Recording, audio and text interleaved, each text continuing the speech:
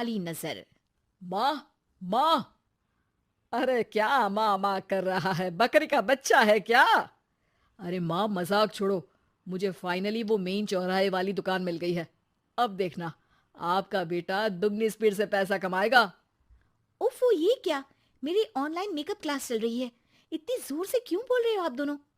अरे मेरी धर्म पत्नी जी, मेकअप क्लास बाद में करना। वो चौराहे वाली दुकान मिल गई है हमको। अरे वाह! रुको, मैं अपनी माँ को फोन लगाकर बता देती हूँ। अरे मैं भी अपने रिश्तेदारों को बता देती हूँ, कितनी खुशी की बात है।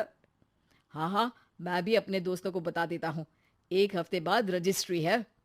बस, घर में खुशी का मौका था। उन तीनों ने अपने अपने फोन उठाए और लोगों में बात फैलाना शुरू कर दिया। और रही सही कसर, श्वेता बहू ने अपने पड़ोस में सबको बताकर कर दी। अरे वर्मा आंटी, अब हम भी जल्दी कार ले लेंगे।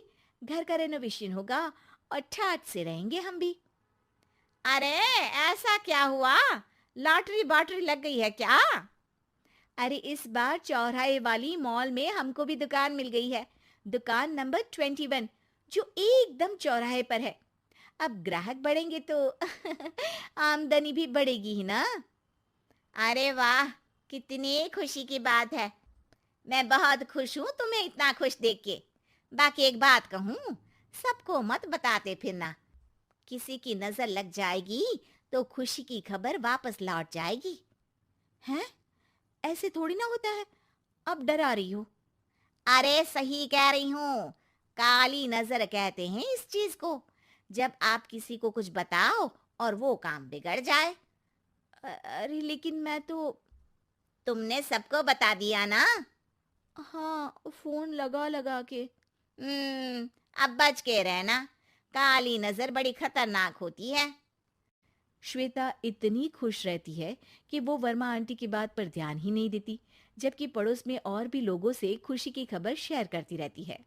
अगले दिन राजेश बहुत दुखी होकर घर आता है। अरे बेटा, क्या हुआ? मुंह क्यों सूजा हुआ है? मधुमक्खी ने काट लिया क्या? माँ, वो दुकान किसी और के पास चली गई। किसी ने ज्यादा भाव लगा दिया। अरे पर बात तो आपसे हुई थी ना उस दुकान वाले की। हाँ, आज मैं टोकन अमाउंट देने गया था, तब मुझे पता चला। कोई आकर सुबह मुझसे पहले ही ज्यादा अमाउंट दे गया। हम्म, काली नजर। क्या? क्या कहा? वर्मा आंटी ने समझाया था कि किसी को बताना मत, वरना काली नजर लग जाएगी। अच्छा, तुम्हें उनकी बात मान लेनी चाहिए थी। उनकी बात मान लेती, लेकिन उसके पहले ही सबको बता चुके थे ना हम तीनों। अरे अगली बार से ध्यान रखेंगे। कोई भी नई चीज होगी तो किसी को नहीं बताएंगे। तीनों कुछ दिन ऐसे ही रहते हैं, पर एक दिन श्वेता को एक मेल आता है। राजेश, मेरा ऑनलाइन मेकअप कोर्स कंप्लीट हो गया। अब मैं खुद का पार्लर खोल सकती हूँ। अरे वाह, अपने मोहल्ले में ही खोलते हैं। ये जो घर के सामने दुकान है ना, वहीं। हाँ, यहाँ सस्ती भी मिल जाएगी। अगले दिन श्वेता वर्मा आंटी के पास जाती है, मिठाई का डब्बा लेकर। अरे आओ आओ, कैसे आना हुआ? जोर से नहीं बोलूंगी। वो सामने वाली दुकान है ना, वहां मैं अपनी पार्लर की दुकान खोलने वाली हूँ। उसकी मिठाई है। अरे वाह, बहुत बधाई हो तुमको। हाँ, मैं कमाने लगूंगी तो राजेश पर पूरे घर का बोझ नहीं रहेगा ना आंटी जी। ये तो है। पर ये बता कि तूने ये बात किसी और को तो नहीं बताई ना? अरे नहीं नहीं, पिछली बार गलती कर दी थी। काली नजर लगी किसी की और राजेश के हाथ से वो दुकान चली गई थी। सबको मत बताना। चलो मैं चलती हूँ, कल दुकान की बात करने भी तो जाना है। अगले दिन श्वेता दुकान के लिए मालिक से बात करने जाती है। अरे लेकिन दुकान तो हम कल रात को ही किसी को दे चुके हैं। कल ही? हाँ, कल ही। 2 दिन बाद कोई यहाँ पार्लर भी खोल लेगा। अब कहीं और दुकान देख लीजिए। अरे पर हमको भी तो पार्लर ही खोलना था। हाँ भाई, ये एक ही दुकान है। आधी आधी तो नहीं दे सकता ना मैं। राजेश और श्वेता घर पर हताश होकर आ जाते हैं। इस बार तो किसी को बताया भी नहीं था। अब किसकी काली नजर लग सकती है? सुनो, तुमने माँ को बताया था क्या? अरे कैसी बात कर रही हो?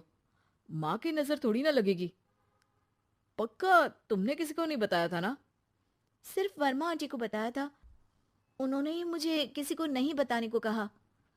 अरे यार, तुम भी सही हो। मेरी माँ को नहीं बताने को कह रही हो, पर वर्मा आंटी को बताना तुम्हें जरूरी लगा।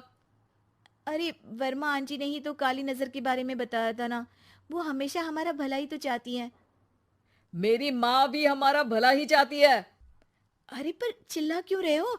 बात नहीं कर सकते क्या आराम से? नहीं आता वो आराम से बात करना, और करना भी नहीं चाहता हूं मैं।